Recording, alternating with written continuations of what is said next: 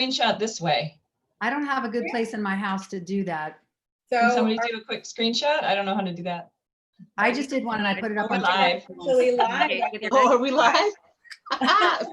Everyone's looking at us. We're like, where the book I people? know. I grabbed 2 screenshots, hopefully. Talk is over. We're the book people. All right. So we are going to go ahead. Bye, Marissa. We are going to get started. Thank you, everyone, Thank you. so much for joining us. We are having We're live. Oh, are we? We're live. Hi, everyone. Yeah, so hi everyone. Thank you so much for being here. My name is Danielle Dresser. I am the editorial manager for freshfiction.com. We are a book review website and also moderate a bunch of panels and do author Q&As and host a book club with Love Sweet Arrow, an independent romance bookstore outside of Chicago. So I'm so happy to be here with this fabulous panel of authors. We're so excited to chat with you about your books and what you guys have been doing, and of course what we love to do in the summer. Our summer this year is a little strange, if you will, but hopefully we can talk about it and have a lot of fun. So to kick things off, I would love it if each of you could introduce yourself, tell us about your latest book and how you've been doing, what you've been doing, what you're looking forward to this summer, and we'll go from there. I'm not going to call on you, so just jump in. You're not. May I start? Because Should we go I like, so yeah, I don't I'll go I don't first. know I'm if our holding it up. screens all look alike, but so Tracy, go. Go ahead, Tracy. I had a book come out yesterday called The New Normal, which not sure I'm loving that title anymore, but I'm going to make the best of it. It is a story about 2 single parents and 1 second chance at romance, and so it's a lighthearted romance. It's a great beach read. I don't think I actually said my name. I am Tracy Brogan, and I write fun, funny, romantic stories full of love and laughter. And mine are, tend to be on the lighter side, on the sweeter side. And I set most of my books in some fictional location in Michigan, which is very fun for me because I live in Michigan. And I'm very happy to be here. Thanks for having me. Of course. Congratulations, Tracy. Congrats. Thank you. We'll have a little sip to congratulate everyone with all their new releases. Of my lemonade. Who's next? Kwana, you want to go? Well, I thought we were going around clockwise, so I was going to let you go next. Because Oh, you want me to We go? don't you just had a release too, so you should Yeah, go. I Jamie. know. Hi, I'm I think- Jamie Beck. Thank you for having me. Also, Counterclockwise. I've been looking forward to this. I'm a little sad that we weren't able to all be in person, but another time. I'm determined to get up to Chicago and have Sonali cook something for me. I just had a book come out this week as well. It's called If You Must Know. It's really more women's fiction than romance, although my prior 15 books were all romances, but it's a sister story. 2 sisters' lives are upended, and it's really about them learning to trust each other and trust themselves. It was fun. I wrote it specifically to be sort of a breezy, escapist beach book, a little bit page-turny. There's a little bit of mystery, a little bit of romance, a little bit of something for everyone with a medium and a dog and original songs. So hopefully there's something in it for you. I don't know. Yeah, I don't know if everybody's screen is the same. So I know, I don't either. on my Oh. screen, I'm counterclockwise to Jamie. So Oh, no, I guess we're not the same. yeah, no. I am Priscilla Oliveras, USA Today bestselling author of contemporary romance with a Latinx flavor. And my latest release is Island Affair. It's book 1 in my Keys to Love series. I guess like the story blurb is when a savvy social media influencer is kind of stood up by her boyfriend after arriving in Key West for a family vacation that she's expecting, to be a little iffy because her family's kind of judgmental. She recruits a hunky local firefighter, Luis Navarro, who has some unwanted time on his hand, and he's got a major savior complex. And so Luis agrees to play the role of her smitten partner for the week of her vacation. And I think I kind of, well, not I think I know, when I pitched the series idea to my publisher, the Navarro familia, so Luis's familia, they are all firefighter paramedics in Key West. And so I kind of pitched the series as like the emotional family drama of like, This Is Us and Blue Bloods, if Blue Bloods was NYFD instead of NYPD. And book one has the added kind of romance trope of the fake relationship, kind of like the rom-com, The Wedding Date. So that's Island Affair. Oh, and good news, Quanah and my book we were selected for their beach reads. So kind of like Tracy said, and what Jamie said, we made Oprah Magazine's 27 the best beach reads for summer 2020. So good beach reads for you. Yeah, fabulous. Awesome. Congrats to all of you. That's so great. Thank you. Yeah. Should I go? Okay. Yeah. I'll go. I'm Quanah Jackson. This is my first time writing as Quanah Jackson, me. No, normally I've written as KM Jackson, and my latest first release from Berkeley is Real Men Knit. It's the story of the Strong Brothers, that's their name, the Strong Brothers, and they are struggling to keep their Harlem knitting shop open after their adoptive mother suddenly passes away. And in book one, Jesse, the youngest brother, he and Carrie, a shop owner in the shop who's worked there part-time forever, they work to see if they can find love along the way of keeping the shop open. So that's Real Men Knit. And what have I been doing this summer? Pretty much, trying to keep it together. That's Right. about it. Trying to keep it together and working on the second book in the series. Yeah. Me, I guess. But I'm not Sonali least. Dev, and I actually today's Wednesday, so it's been a week since Recipe for Persuasion came out. And Congratulations. thank you, and what a week it's been. So, Yes. but it's the second in my Raje's series. Pride, Prejudice, and Other Flavors is the first, and it's as the title suggests, this series is my homage to my favorite 4 Jane Austen books, and so Recipe for Persuasion is my homage to Persuasion. You don't have to have read Persuasion, or you don't even have to like Jane Austen. I will judge you, but you don't have to. I won't judge you. That's fine. But it is it's the story of a chef who is trying to save her dead father's failing restaurant, and as a last ditch effort, she goes on a Food Network show called Cooking with the Stars, which is like Dancing with the Stars, but with a chef and a celebrity. And of course, the celebrity she gets stuck with is a Brazilian-born soccer player, a World Cup winning football. Or Poor thing. How sad is Yeah. that? No one Suffer. gets stuck with Little him. violin playing for her. and she dumped him in high school, and he believes it was under familial pressure. They're both coming at it from with a whole lot of baggage and anger, but it's their second chance. So it's a story of hope, which I think is exactly what the world needs right about now. It is also the story, it's as much a love story between Ashna and her mom as it is a love story between Ashna and Rico, and it's in both cases it's a second chance at relationships that have gone wrong. So a story of hope and escape, I hope. Great. Thank you guys so much for telling us a little bit about your new books.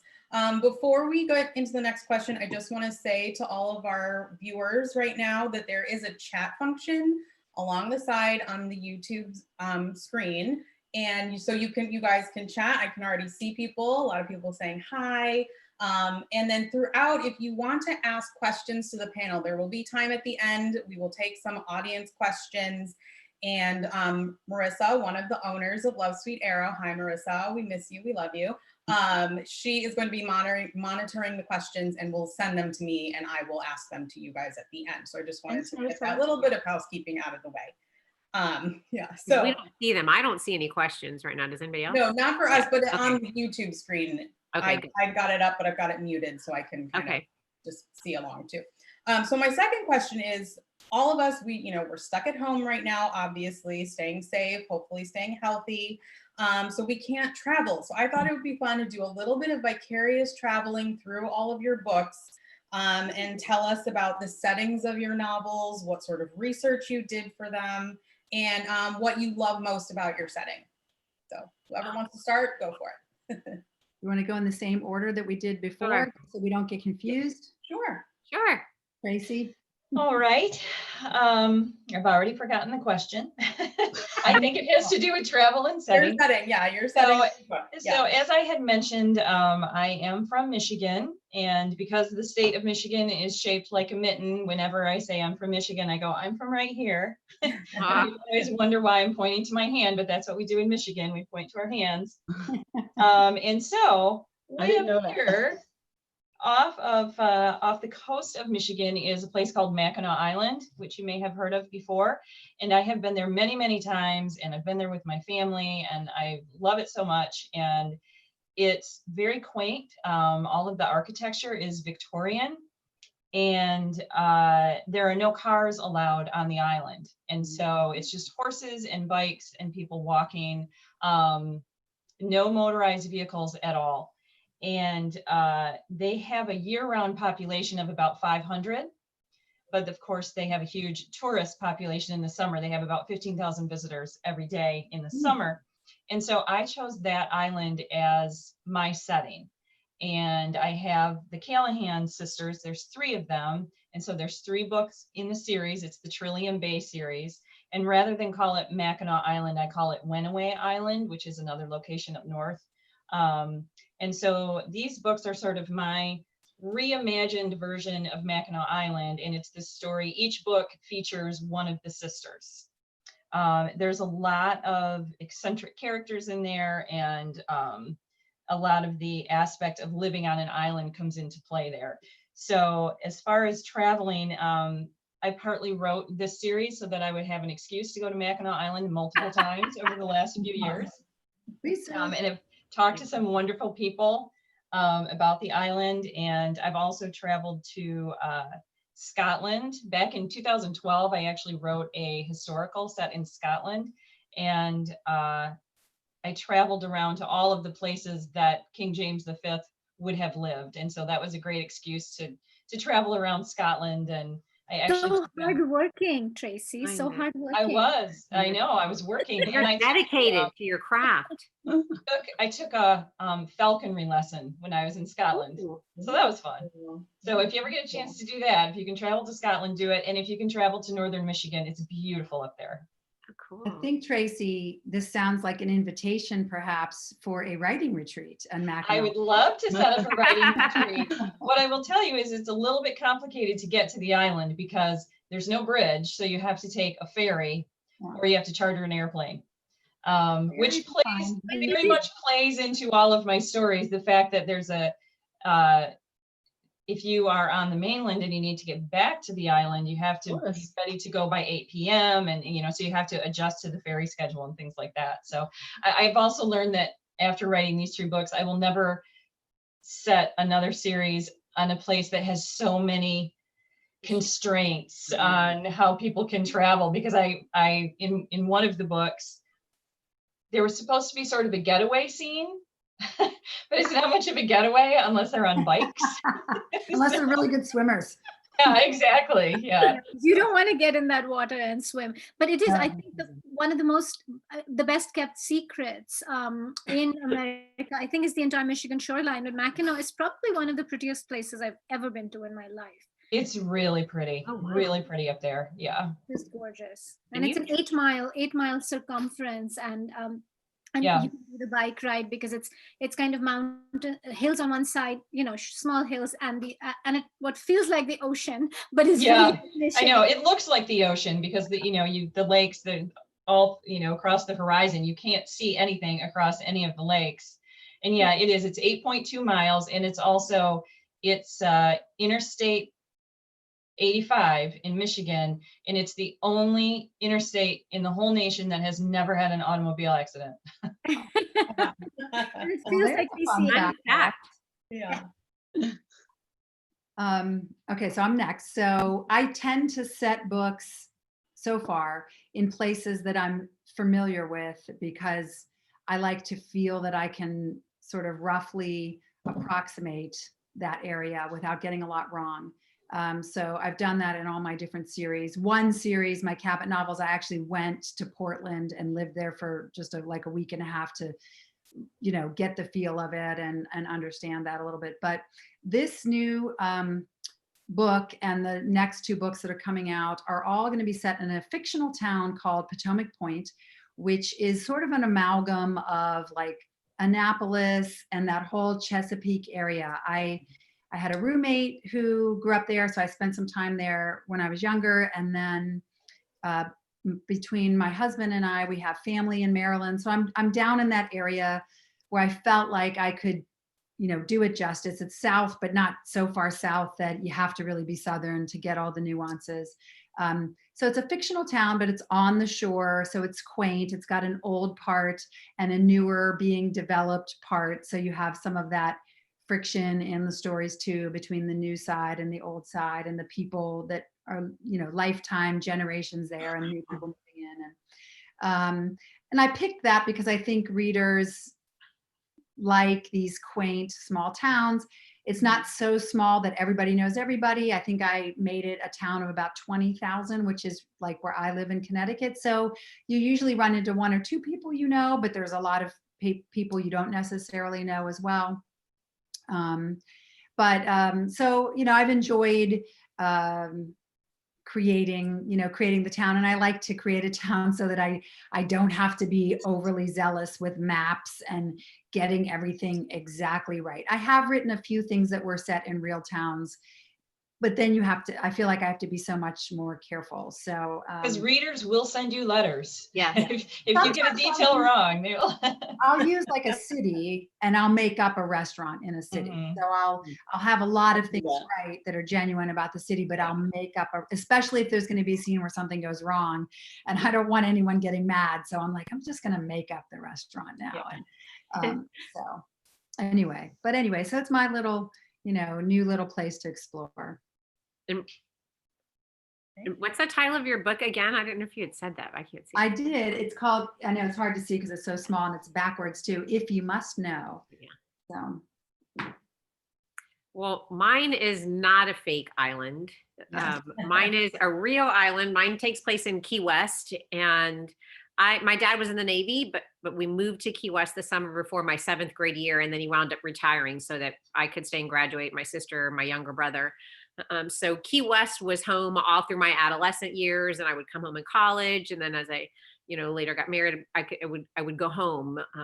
So for a long time, even now my parents have finally retired, and we all live up in North Central Florida. But I think if someone says what's home, I say Florida, but like my home has always been, or I think of it as Key West. So I wanted for a long time to take readers home with me to Key West. So some of the island that you see is like memory, but also I'm lucky in the sense that I still have a lot of friends that live down in Key West. So I, especially since I moved back to Florida about 8 years ago now, I'll go a couple times a year, whether it's just to go visit friends or my sister and my sister lives out of state, but we've met down there a few times, like run the Key West half marathon. And so I'm familiar with the island just from going to visit. I did take one like specifically research visit. Papi, my dad, and I went down. He drove so I could work in the car. And I have some high school friends that it's 5 brothers, and 4 of the 5 brothers are all firefighter paramedics in the city of Key West, or one works for Monroe County out at the airport where the oldest Navajo brother works at the airport. And so one of my friends set it up so that I was able to go spend a day doing a ride along with 2 different fire stations. And I got to dress up and like dress out and like with the air tank and like work out with them, which kicked my butt, but it was really cool. And that experience is actually in book 2. I got to meet and ride along with a female paramedic, which is what Ana Maria, the Navajo sister, is. And so that was really helpful.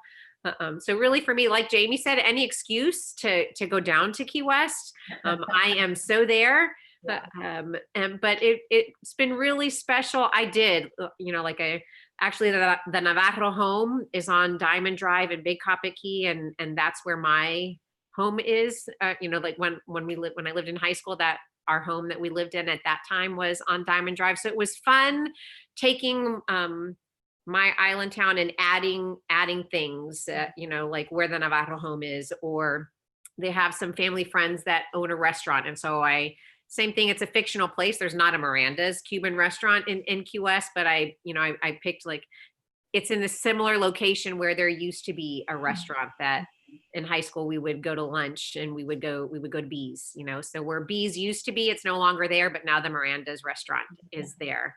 So I've had a really fun time. One of the things I really hope is that I wanted readers to feel like they visited my island. And so, yeah, it's been nice. Like before the whole pandemic, my tagline was like head to Key West, or welcome to Key West, or vacation in Key West, kind of like virtually. And then all the pandemic hit, and I'm like, I guess it's work. That idea works. So that's my hope, is that people finish the book feeling like they visited Key West and they want to go back again with book 2. Having read it, I can assure you that they will. They absolutely will. Yes. Thank you. Well, I hope after the pandemic, I can go with you and visit. Retreat. We're doing 2 retreats. Yeah.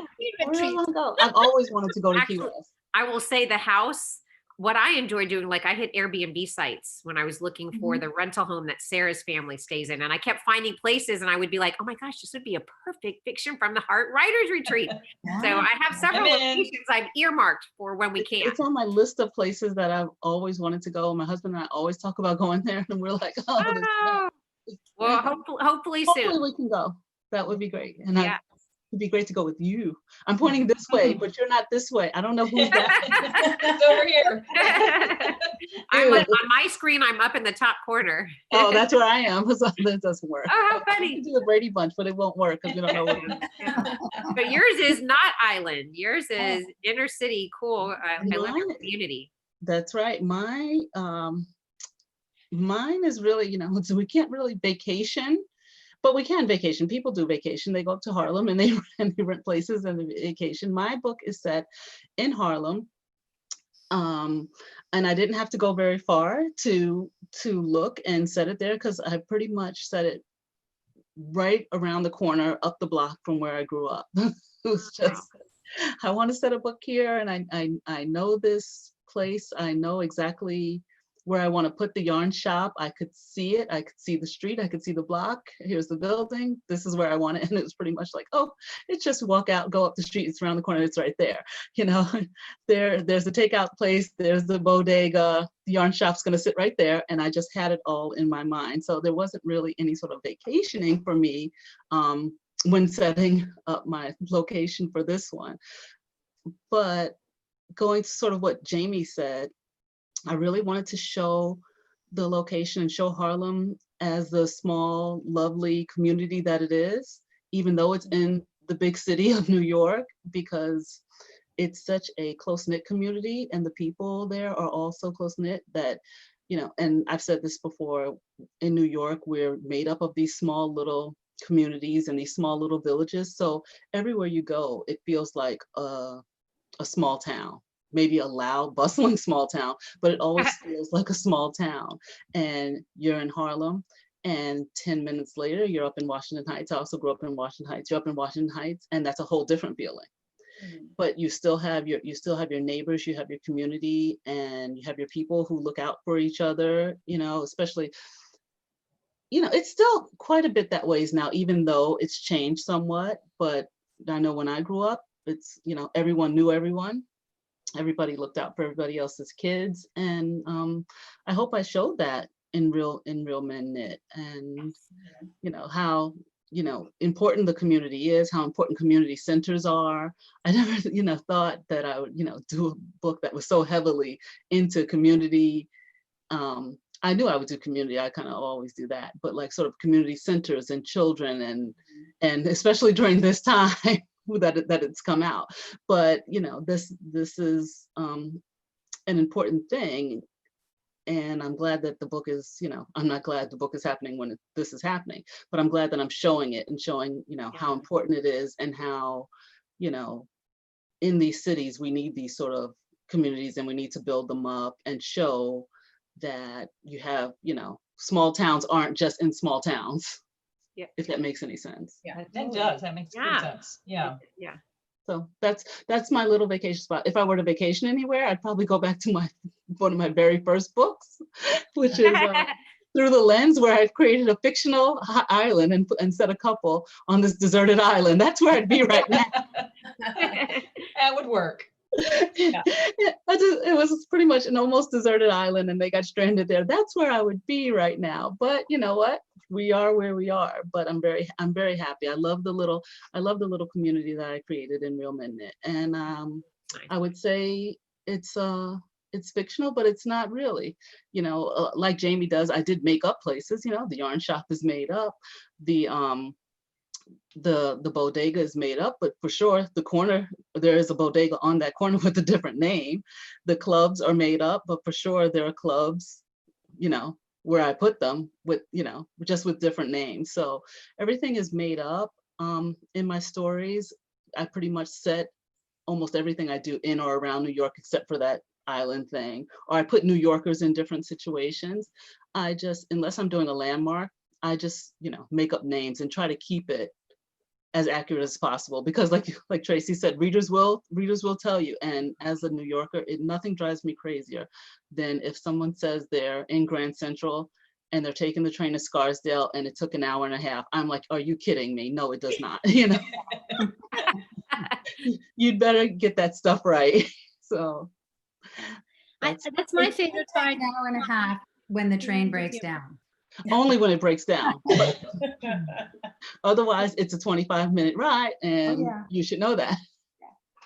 Yeah, it's my favorite part of the book is that sense of community. I think it's actually like walking down those streets and, you know, knowing those people.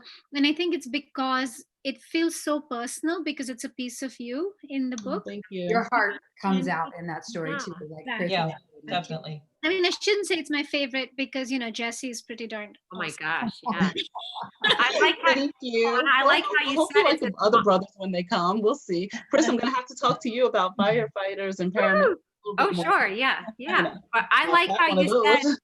Quanah, I like how you said it's a small town, but like not in a small town. So it's still that sense of community, but of like knowing each other and having each other's back and knowing each other's business, where the Absolutely. you know, right? Like that happens in Key West. That's one of the issues that they deal with, but it's the same, different location, but the same sense of belonging that you create in your book as well. It's beautiful.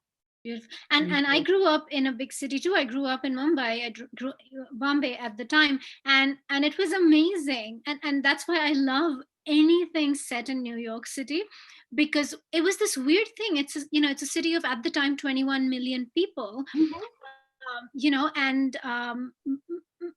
you couldn't go anywhere and do anything that your parents shouldn't find out about, because somebody will know. You're going to run into somebody that's going to know your parents and tell your parents. It does not matter. When you got home, your mom was going to say, were you holding hands with some guy across like this? Absolutely. There is no place there. That's how New York is. It's like Yeah, there is there's no place to hide. And I'm like, really? 21 million people, such a huge city, but there's nowhere to hide in terms nowhere of to hide, and community. you better not try to hide a relationship or a boyfriend. My husband, now we're still on topic. We're talking romance. My husband from Savannah, who's from a legitimate smaller town, was just so shocked when he started seeing me, just how small it was, coming in, and sort of how he sort of had to get entry into the, be okayed into the town. And really the okay came from my grandmother, who sort of gave him the okay to, the guys hanging out on the block and on the corner. It was like, once my grandmother said it was okay, then he sort of had entry. It's like, okay, now he sort of, okay, he's with that family. It's okay. It's like, who, it was just so weird. It's like, yeah, it's like, who you bringing? Who's that boy? Who you bringing around? Where's he from? Who's his people? It's like, Yeah, Oh, wow. boom, boom, boom, boom. Yeah, it's so I love the small townness of big Yeah. cities. And I think it's even more so when it's a bigger town, because you try to find your little bubble, right? yes. And so mine is set in several several places, but the book is mainly set in the San Francisco Bay Area, which is there were several reasons why I picked this particular book to be set in that area. And one of the reasons is, of course, that most of our family is there, and it's gorgeous. But I think what I was trying to do with these kids is, explore a little bit of privilege in immigrant communities. And and they're descended from royalty. They have they have it all, really. And their state of mind, I think, is very specific to the San Francisco Bay Area, which Sure. has, which has the, in terms of work ethic and ambition and innovation, it's a very specific kind of place. And the Indian community in Northern California is a very specific thing, which is very different from the Indian community in Southern California, which we had a wedding last summer, which was us. We were a Northern California family, and my niece-in-law is a Southern California Indian family, and it was very interesting because it was like the clash of completely, different cultures in a very good way. But I mean, LA is very LA. Sure. And then you very kind of much. multiply that by the Indian drama, and and San Francisco is very San Francisco, and you multiply that by Indian drama, and so it's this. So that was one of the things, and the other thing was that the Indian community in America is less than 1% of the population, so we are a very, very minuscule part of the population, and our children, if they're raised in most of the country, have the experience very young of being a 1% minority. So the chances that there is anyone else who looks like you in your class is pretty, and so that is kind of the general experience of Indian American children growing up here, unless you're from particular bubbles, unless you're from a certain Sure. part of New Jersey, or if you're from the San Francisco Bay Area, certain towns, then you probably are one of 20 Indian kids in your class. So your sense of othering is completely different if you're from there. So From there, I suppose, yes. exactly. So my nieces and nephews who are born and raised in the San Francisco Bay Area have a very different life experience young than my children who are born and raised in the Midwest and have often been the only Indian child in their class. And so the way that you process the world around you is very different. And I wanted, and the younger you are when you're othered, I think the impact it has on your psyche is a little bit different. And so it's a great privilege to not be othered young. And I think that was one of the experience that I wanted to internalize for the characters in the Raje family, except for this book, because they're both immigrants. Ashna has come to America when she was 8. So she comes here in middle school, and she comes here, as when her dad has to run away from a media scandal, this young spoiled prince who does something, and so she is displaced in the middle of her life. It's not an immigration experience where it's like, oh, someday we'll go to America. It's more like we have to run overnight, and you will lose. And Rico has the same thing. He's born and raised in Rio de Janeiro. So, you know, he moves when a tragedy happens in his family. So they both are these kids who have found themselves homeless, you know, in their hearts. And when they meet each other, they find home.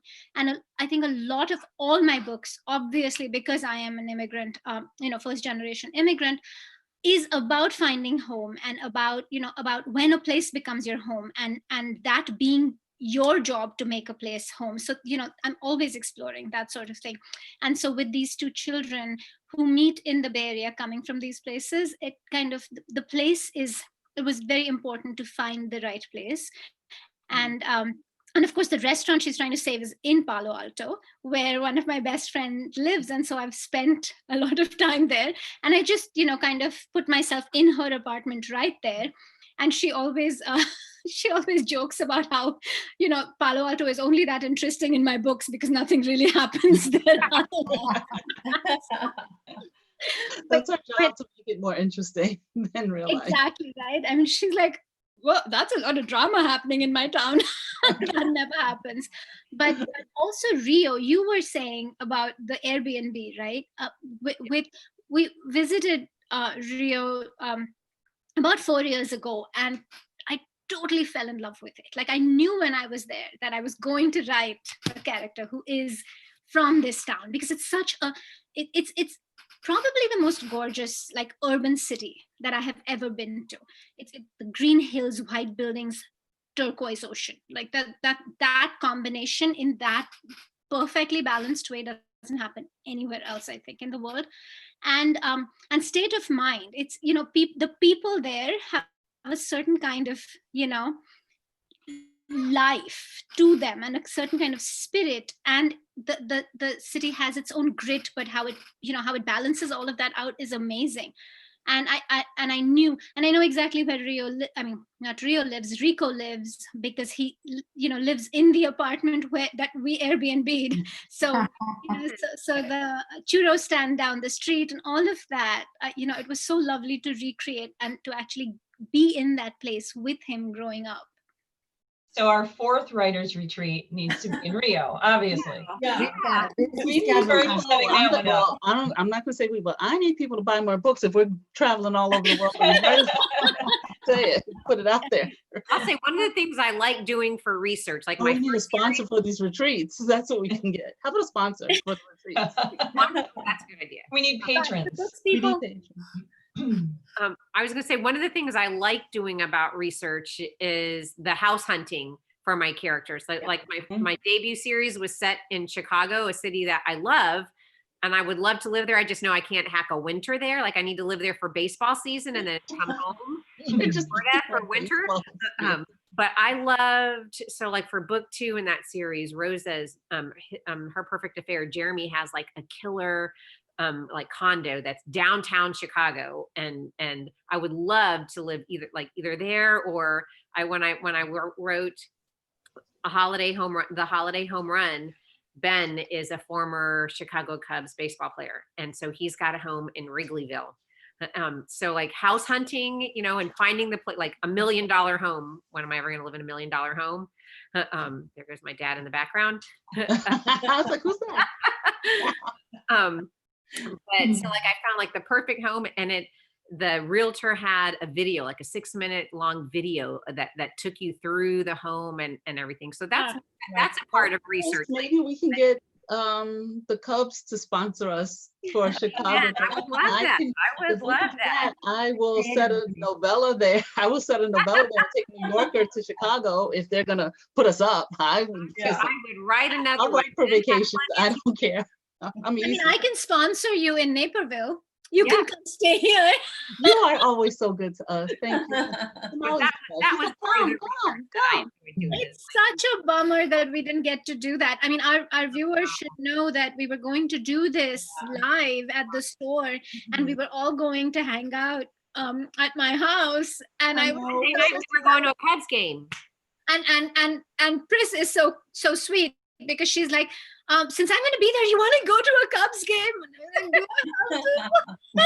Monday night, they were supposed to be playing the Reds. We all wanted summer. to be in person. Yes. We all wanted to be together. I know exactly what that means, Pris. Yeah.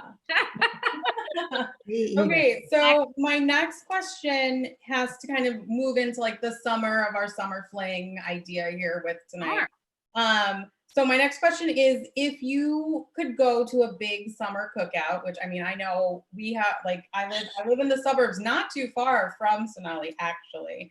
But anyway, we have a really great backyard. We have people over all the time. So when you go to a big summer cookout, what is the thing you bring? Like, do you bring food? Do you bring drinks? Do you bring games or something else? Like, I'm the resident baker in like my family and my friend group. So I would probably do like, right now it's actually hot in Chicago. The winter has finally left us. So I would bring like an ice cream cake or something, I think. So what would you guys take to a summer barbecue? Tracy. Well, I will go first. So I will say that in the new normal that just came out, there's actually a cookout. And the hero has just moved into the town or into the neighborhood, and he knows that he's supposed to bring a quote unquote dish to pass, but he doesn't really know what that is. So he ends up showing up with a bag of grapes. And it's the kind of neighborhood that everybody tries to outdo everyone else. Like one woman has taken a watermelon and carved it into a pirate ship. And so he has this real sense of inadequacy when he shows up with his, he's got one beer in his hand and a bag of grapes. So that's what he takes. If it were me, I would probably just take a great big cocktail for myself and probably leave most of the cooking to everybody else. I would take a couple veggie burgers for me and my daughters. And some good cocktails and a comfy chair. And the one thing I can promise I would forget to bring would be bug spray, because I am one of those really lucky people that mosquitoes don't pay any attention to. And my poor kids just get eaten alive. And all through their childhood, they'd be outside and they'd come up to me and they would just have big welts all over because I would always forget to spray them with bug spray. So I should take bug spray to the cookout, but I would probably forget. So, Yeah, the bugs are not biting you because they're all biting me and your kids. Me too. If mosquitoes start biting me, then I know it's time to go in. It's got to be like the murder hornet time. They just don't bite me. And if they do bite me, it doesn't, like, nothing happens. But my poor daughter just inflates when she gets bitten by something. Well, like our hostess tonight, I prefer sweets. I'm a sugar addict, so I would usually volunteer to bring something. And for picnics, when you're outside, I like basics. I like chocolate and nuts. So I'd either do brownies with walnuts or chocolate chips with walnuts. But there's two other things I would bring. I would bring music, because to me, music makes a party. It makes or breaks a party. And I'm very finicky, so I like my music taste. So I would want to control that. Not that I'm control freak, but I am. And then I would bring my husband, because he's often the life of the party. Like, he's a very fun, he gets along with everybody and he brings people together. And whereas I'm much more of an introvert and I'm very comfortable to stay in the corner of the party with the two people I know, but he will, end up doing something fun and getting people to do something they'd never normally find themselves doing. So except for when the music starts, you're not an introvert. No, you're not. I am. And I am, except for music if I know somebody I'm comfortable talking. But if you put me in a room of strangers, a big party, I will look for one person I know and then I'll cling to them like a life raft in the ocean. Like, don't leave me, don't leave me. So those are my three things that I would bring.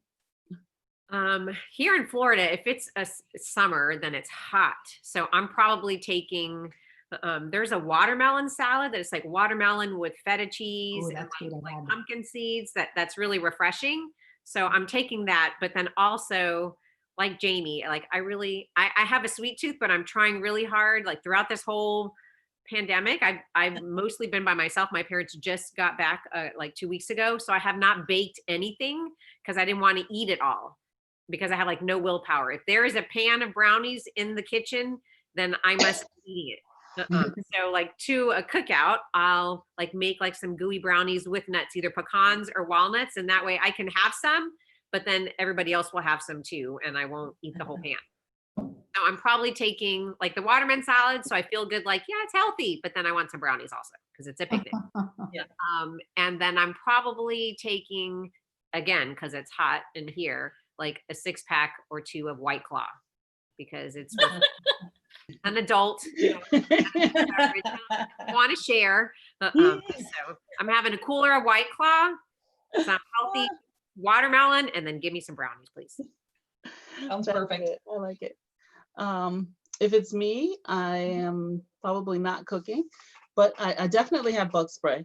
I have a bag full of all the essentials that you need. I've got bug spray, I've got wet ones, I've got cards in there, I've got ointments, I've got all sorts of all the essentials you need. First aid kit, I've got all that sort of stuff. And probably some stuff from, a full makeup kit for some reason. I don't know, because you might need that. So I've got all that stuff. There's no food in that bag. So then it's last minute. We're stopping at Costco's on the way to get some sweets. And we're going to put those store-bought sweets on there. Unless my husband is a little bit more prepared, because I'm not the hugest cook. And then I would ask him to possibly make some ribs. He's really good. He actually just got off the grill today and he did some burgers for me and hot dogs. So he's the one that does all that kind of stuff. So I'd be like, can you make some ribs and sauce and do all that stuff and you bring it, because I'm not going to bring something that I have to bring back home. If I'm making something, it's going to maybe be coleslaw, and nobody's going to eat it but me, because I'm the only one who likes my coleslaw, because there's raisins in it, or there's actually craisins in it. I love it. And I might add some nuts to it because I like crunch too. Nobody else likes it, but I'm a little selfish. So I'm like, oh, I'm going to have this at the barbecue. So I maybe bring that. And lots of Diet Coke, because I'm addicted to the Diet Coke. Maybe they could sponsor us. They should sponsor me. Diet Coke. Start throwing out product I'm not a names huge now. drinker, like wine drinker. I would bring wine, thinking about other people. I'd bring wine for somebody else and a ton of Diet Coke for me. That would be it. I'll take the wine. If There you, you go. I do always bring wine for friends. I bring wines when I go to places. I bring wine for friends and Diet Coke for myself. That's thoughtful of you. I try. As you can see, I don't try hard. It's not like I'm cooking or anything. You're not I'm just stopping at the store. If you bring them wine, they don't care about the food. There you go. That's and how I see lipstick, it. because if it's me, I've probably forgotten to wear makeup, and then I'll be like, Kwana, can I have some lipstick so I look like I made an effort? I've got you covered. I have got you covered. Wine and the lipstick.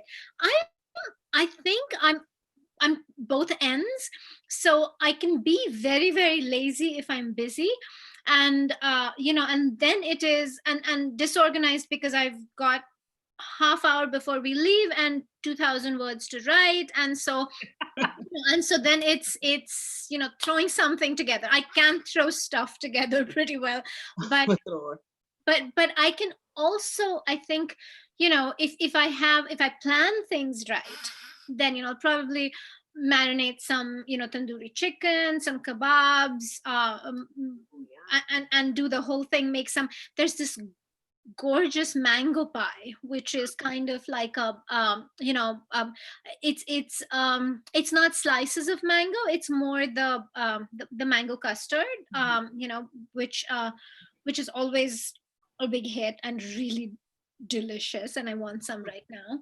It sounds good. Yeah.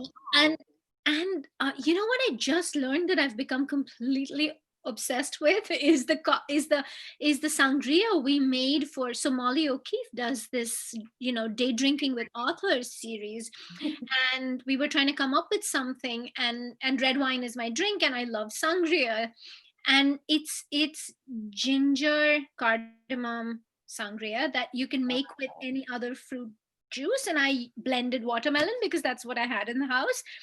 And man, I mean, I've been day drinking more than just with Molly. Oh, I'm gonna have to look up. She has the recipe on her Facebook group. She does, but I have a Cheetah recipe. I came up with a Cheetah recipe that is so easy. That's so easy. If you have like the store-bought simple syrup, then basically you take store-bought simple syrup, and if you have ginger, you grate it and you squeeze it with your hand into the simple syrup, and then put like a little dash of cardamom powder, or if you have cinnamon, then cinnamon powder, so you don't have to do the cooking in the recipe or anything. And then you basically just slosh a whole lot of, juice, fruit juice in it, and a good red wine, and man, I've never Wow. had it. That Yeah. sounds Love like it. I'm shareable. going to your party. I'm going to your Yeah. party. Right? Yeah. Okay, so for time, because I can't believe it, but it's like we're almost out of time. I know. So I'm gonna kind of combine my last question and I'm just gonna do one of my rapid fire questions. So I want you guys we'll go through again, just in the same order. Tell us about what you have coming next, because as you all know, romance readers, we are voracious. We want to know, we want to fill up our to be read list. So tell us what you have coming next, and then tell us also a recent read you have read, because I think authors give the best recommendations. So tell us something recently that you've read. Try not to do someone on the panel. We all know you're amazing. Come on. So your next book and a book you recommend. All right. So for my next book, I'm actually going to go backwards and go, this one just came out on Tuesday. So that's my freshest book. But what I'm working on right now is the third book in my Trillium Bay series, which is about the youngest sister who, in the first book in the series, she met a much older man. And so now with the third book, you're going to find out what's going on with that relationship and what's going to happen with her next. Awesome. And as far as what I have been reading, I have been looking into all of my old comfort reads. So I've read all of these ladies. And I also have read a lot of Kristen Higgins, who I love. And then I cracked out the very first romance novel that I had ever read. Oh my God. I bought this book when I was 16. It's called Island Flame. It says he's a pirate, and he humiliates her in the way only a pirate can humiliate a maiden. I mean, he wouldn't That's the only way. write this book now, but this was the first romance novel I ever read, and it was I got it signed by the author about 5 years ago. She was at RWA. It's Karen Roberts. Amazing. So I took this poor bedraggled little copy and had her sign it. So that was it. That was a big moment for me. Oh, that's cool though. Awesome. So I have a book coming out in September, also set in Potomac Point. It's called Truth of the Matter. And it's a multi-generational story. So there's a grandmother, her adult granddaughter, and then her great-granddaughter. And the grandmother has dementia, the granddaughter's going through a divorce, and her daughter is an anxious teen that her anxiety starts to get out of control. So it's, I love the story. I hope people like it. It was meaningful to me as a mother of teenagers. I was sort of getting into the difficulty of that, when you're trying to navigate your own problems, and then you've got a teenager with their own problems, and now she's taking care of a grandmother. So, and there's a love story in there for the woman who's getting divorced. So there's a hopeful ending for her as well. A lot of the books I've been reading lately are not romances, but my escapist romance, like when I just want to have all the feels, I love historicals. And Lisa Kleypas's most recent historical I read during this pandemic. I read it back, I guess, in late March, probably. And I think it's called Chasing Cassandra or something along those lines. And it was the first historical that I've picked up in a while that really just sucked me in immediately. And I thoroughly enjoyed it. It was, I stayed up until the wee hours to finish it because I was so close to finishing, and I'm like, I'm not getting up for anything in the morning anyway, who cares? And so that would probably be my most recent romance recommendation. And she's always great. You really can't go wrong with Lisa. So. Correct, yes. Right. Well, I just turned in book 2, so Ana Maria's story. And I keep forgetting to email. I keep wanting to email my editor, ask, can I share the title? And then I forget until I'm in an event like this, and I go to say it, and I'm like, oh wait, I don't want to get in trouble, so I won't say the title. But so I've turned in book 2, and that is a second chance romance. That is Ana Maria's, and you meet her in book 1, her high school sweetheart, left right after they graduated from high school. He went off, and he has become like an award-winning adventure and commercial photographer. And she was supposed to initially go with him all those years ago, and then something happened with her dad, with her papi, and so she stayed and never went. And so it's a second chance romance for them. Alejandro has not been back on the island. He had a big rift with his dad. So he has not been back home in 12 years. And he's forced to come back because he's injured on a photo shoot, and is coming home to recuperate. And so I've turned that in. What I'm working on now is Ana Maria story is supposed to be like a May 2021 release. And then later in the summer, so like a June, I will, there's going to be, I'm part of Kensington's having an anthology, three novellas that are three best friends or three good friends that live in Manhattan. And so it's called Summer in the City. So I'm working on that novella right now. And she is a reviewer. She's a writer, works for an online magazine called The Fix, meaning like you want to know what's happening or what's going on in the city, then they've got your fix kind of thing. Oh, that's cool. And he is a Broadway star, and she's a reviewer. So that's kind of that couple. And reading wise, I have two. One I've read, one I listened to. One that's coming out like in the, I think it might even be like 9 days from now, like Farah Rashan's. Stop taking my book, Brett. Thanks, Chris. The Boyfriend Project. The Boyfriend Project. Oh, good. Oh my gosh, that hero. I am the unsavviest of unsavvy tech people. And her hero could whisper like computer jargon in my ear, and I would be like, so it's a great, a strong female heroine who she's just an incredible heroine, and the hero is super swoony. So that's a great book. It's The Boyfriend Project. And then I've listened to both book 1 and 2 in the Bromance series by Lyssa K. Adams. And I really liked book 1, but I have to say book 2, Mac, the narrator is phenomenal, I think. And so the hero in the story in book 2, I have to tell you, there were like I was eating dinner and I literally almost spit out my food when something happened in the story that was so funny. That I was like that really LOL. And Mac is just super, he's just like an amazing hero. And so like hearing his voice or what the narrator sounds like was just wonderful. Like listening to that, going to sleep, like I would stay awake because I kept wanting to listen. So that's the Undercover Bromance. The book itself, but the Audible is really good. And Farah is the Boyfriend Project are both two that I would really recommend. I'm so mad at Priscilla right now. I'm like reaching around. I'm like, oh look, there's the. I'm like, That's my other recommendation is Farah's because that's like my top book for 2020. Yeah. I'm like, Yeah, that's a good one. you and I are going to stop talking about the books we love privately, then we end up reading the same thing. So this is what happens when you chat with your friends about books, which is what you're supposed to do. You read the same things. I'm going to give my Rex first. Well, you know what? I have another one. She was on her thing, Imperfectly Happy from Sharina Harris. I love this about best friends who sort of fell out and getting back together. And Sharina is such a lovely writer. And this debut came out I had an early copy, just a couple, maybe a month ago, right? About a month ago.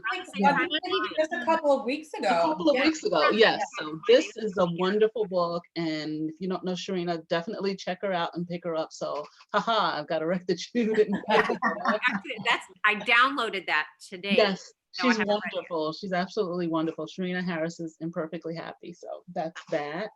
And what was the first question? What are you working What do you on have next? Yeah. What do you have coming next? Oh, coming next for me, I have book two in the Strong Brothers series. So I'm really excited about that. I need to just, get it in there. That's been what I'm doing during this time. It's not the easiest time to write happy. It's a little bit of a challenge. And to write happy in New York, and he's a firefighter. He's an Asian firefighter. So there you go. A lot has changed since the beginning pitch of this story till now. Still a romance, still is going to be a happy ending, but you know, a lot has changed. And Yeah. and I'm the type of writer who cannot ignore the world that's going on outside in her book. So that's what's going on there. But it's Lucas's story, who I just love Lucas so much. Lucas is the brother who seems to have it all together. And we find out in book 2 that Lucas, you know, like all of us, we might wear these masks that look like we have it all together, but we don't have it all together. We're just sort of keeping it all together for our family. So we're going to see Lucas's sort of, you know, facade start to crumble in this. And it's a little bit of a second chance romance, though not quite, sort of an enemies to lovers second chance romance with a single mom. And I'm really excited about it. And it's called Not Again. So I was given permission to give away the title, and it's called Not Again, which I Like K-N-O-T? K-N-O-T. Yeah. So far, that's it. We'll see if it I stays, but right love now it. it's K-N-O-T, Not Again is the title of it. And we're really excited about that. So yeah. I love it. That's coming out in it's set right now for July of this is 2021. We should be in, you know, spaceships July 2021. And then after that, I am working on something for Grand Central, my Keanu Reeves, How to Marry Keanu Reeves in 90 Days. So I'm excited to get going on that. And which is, you know, will be a fun, you know, happy rom-com about someone who wants to marry Keanu Reeves in 90 days. We'll see what happens. He's still a bachelor, as I know, so who knows. Keanu, please don't get married before my book comes out. If you're listening, just work with me. Molly.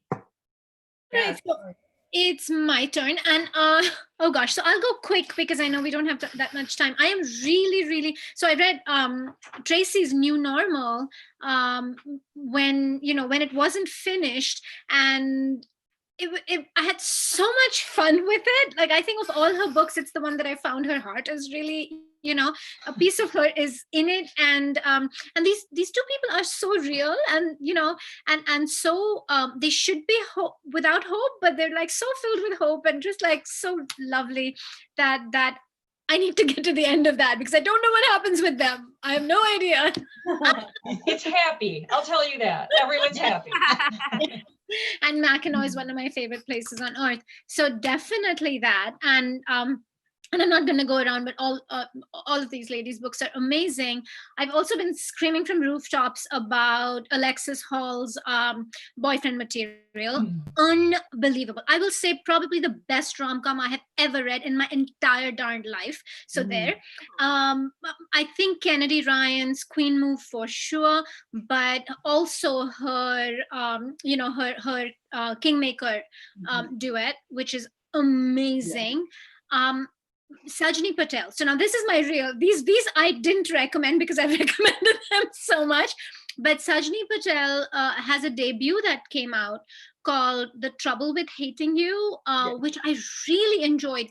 I do not usually recommend books with Indian protagonists that center around arranged marriage. And by that, I mean, the fact that Indian parents are constantly pressuring Indian children to get married seems like a done thing, and everybody who is not Indian seems to just absolutely love that, and so publishers are continuously putting those books out, and I'm like, can we have something different? However, having said that, Sajni's book is hot. The banter is perfect. She goes to some dark places, but the romance is just so delightful. And of course, it is this girl who doesn't want to have an arranged marriage with this guy, and so she literally runs away when they're being set up, and of course she runs straight into him, and it's that whole land up on top of one another in her parents' front yard, inciting incident. It's just really well written and delightful and authentically South Asians in Dallas. Like, it's so specific and so heartfelt, and the own voices is so strong because it's her felt experience, and I love that. Beautiful. What do you have coming next? I am working currently on the third book from the 4 Austen retellings, and so I'm working on Sense and Sensibility. And my puppy wants some love here. Sorry. And it's Yash Rajesh, so it's the oldest brother who's running for California governor. It's his story, Oh, I love and it. and of course Edward Ferrars is an interesting character to try and write in this time. I think he Mhm. was even interesting then. And I have some unpopular opinions about Edward Ferrars, which I am trying to fix with Yash. So, so he is, yeah, this is in the middle of his campaign, and he has, he's been with a woman that everyone believes he's engaged to. And so, and then there's an attempt on his life, and he starts having, some issues because of that. And um, goes to his sister's best friend, who is a yoga instructor and a stress management guru, and and things like that. And of course they have history, and she helps him out, and she helps him see many a thing about himself. Yes, she does. I'm still waiting for the last chapters. Yeah. Impatiently. Coming.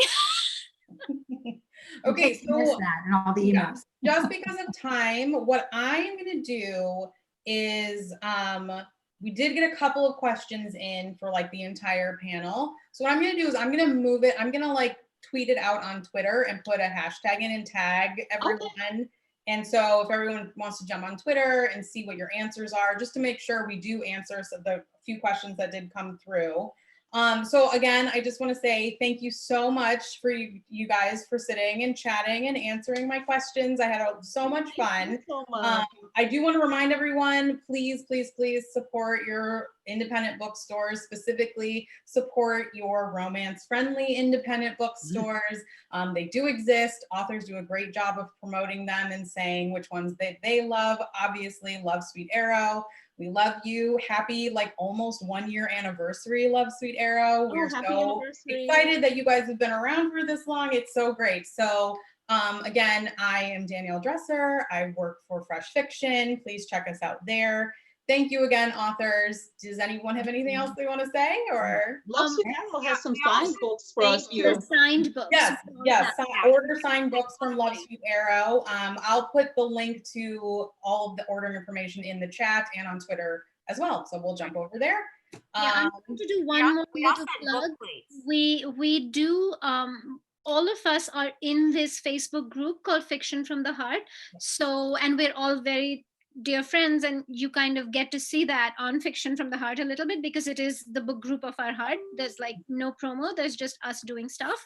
And so, come follow us there. Yes. Awesome. Okay, thank you guys so much. Bye. And Bye, thanks to everyone. everyone who Thanks for watched us. coming. All right.